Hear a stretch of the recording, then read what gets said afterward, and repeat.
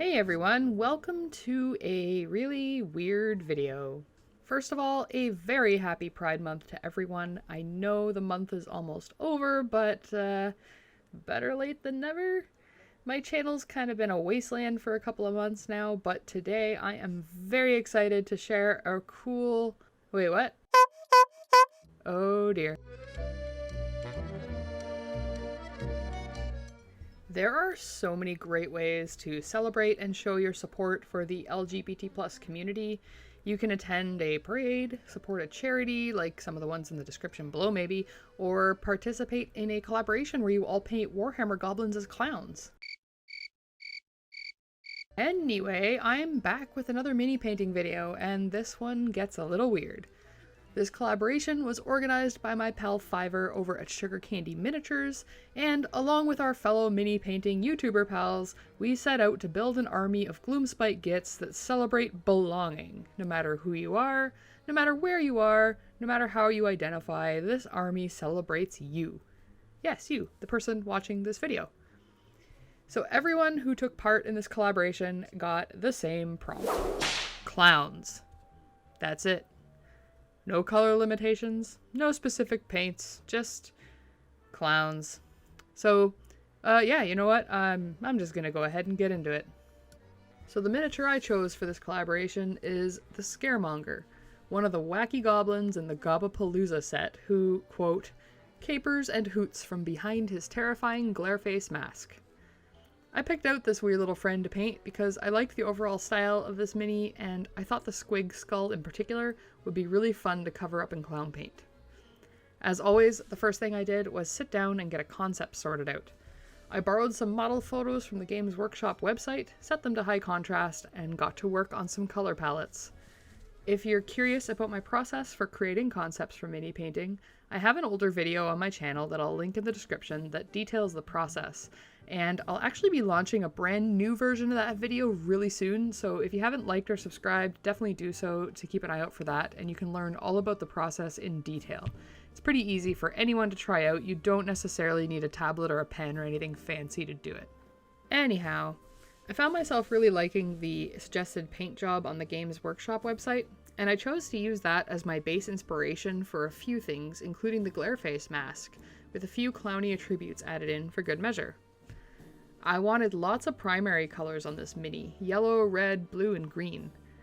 As usual with my concept progress, I put a ton of tiny little details into the concept itself, like the fine lines on the tusks and the teeth, that didn't really wind up transferring to the miniature the way that I envisioned. I tend to prefer going super detailed in the concept, and then if needed, I'll scale down when painting the actual mini. With a solid concept painted up for the front and the back sides, I was finally ready to hit the painting table. So going into this section of the video, I gotta warn you, this footage is wildly chaotic and just sort of flies all over the place. This was the last mini painting footage I filmed before I got a monitor set up that shows me when I'm in focus and on the screen, and without that I was operating with the tiny little screen on the camera above my head that I would never check, so most of my footage is just me painting entirely off camera. Yeah. So what you're watching is a hack and slash of what decent footage remained, which, for a chaotic clowny collaboration such as this, I guess seems fitting, so let's just go on, and, I'm sorry. Anyway, as you can see, I split the mini into two parts to paint. The little clown goblin holding the squig skull was painted separately from the squig skull itself and the Glareface friend standing on top of it. In the end, this wound up being the easiest method, just to not make a mess of the paint anywhere. You can see that I strayed from my original concept just a bit in some places, like my snap decision to add polka dots to Bottom Goblin's robe, and going completely ham on the squig skull's clown paint.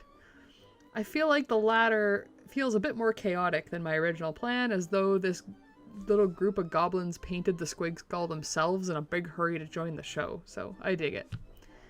As my horrible camera footage shows, I really had a great time painting this mini. I rarely get the opportunity to paint Warhammer miniatures due to not really playing the game myself, so When I have an opportunity to paint one, it's always a lot of fun, especially when they have as much personality as the Scaremonger mini.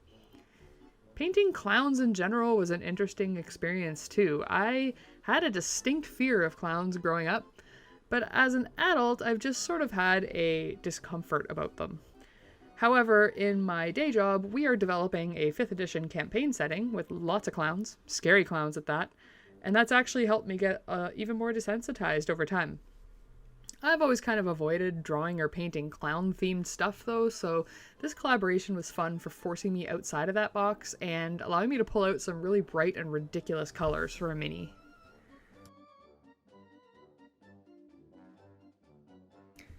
And with that, the clowny Scaremonger is complete for now. The base-free mini was then sent back to Fiverr to put some finishing touches on it. I am so happy with the outcome of this funny little mini. I had the opportunity to splash lots of fun colors on these little goblins and their squig skull, and I think the end result is just pure chaotic fun. I also like how close it wound up being to the original concept art. I actually thought this one would take an even farther left turn once I got started, but aside from a few small things, I kind of stuck to my guns with this one. So now that you've seen how I've painted my model, be sure to check out Fiverr over at Sugar Candy Miniatures, link in the description, for their video where they bring the entire army together with themed basing. I'll also stick some links in the description below for my fellow YouTubers to show you what they've done.